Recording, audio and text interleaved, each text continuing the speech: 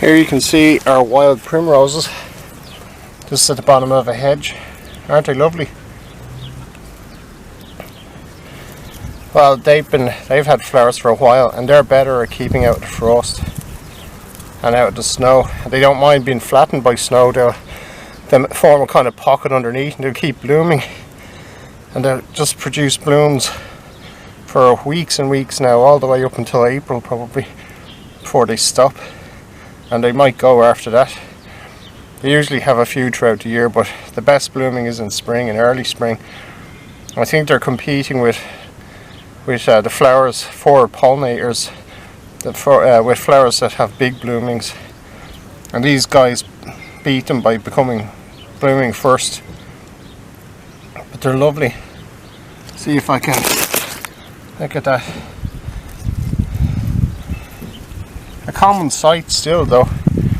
They haven't been completely, they're tough. They like hedgerows everywhere. There's one that's had a little bit of a snail problem. Snails been eating it.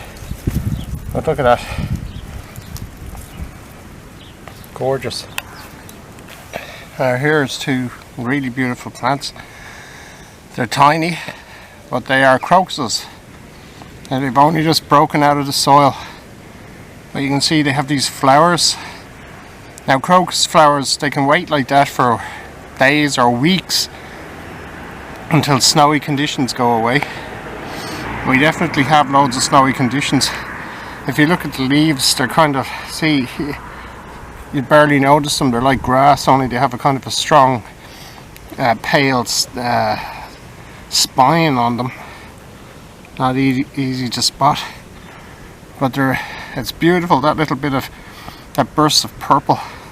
These ones have been here a very long time. They spread along by the hedge. There's not a huge amount of them though. They look incredible, but the snow could still come, and I think they're waiting to see whether or not the snow will come before they actually bloom, because when they bloom they have very soft petaled flowers, very big flowers for their size. So their main aim will be to bloom after the snow is gone, because if the snow lands on the petals it'll just squash them flat and break them. It's a good time though otherwise, because it's not too damp, so there aren't that many slugs and snails around. Slugs particularly, because little slugs will climb up and eat the petals and the pollen out of them. But it's usually the first hoverflies of the year you'll see on crocuses. But aren't they lovely? Just a little bit of purple, very low to the ground, but the flowers will be spectacular when they open.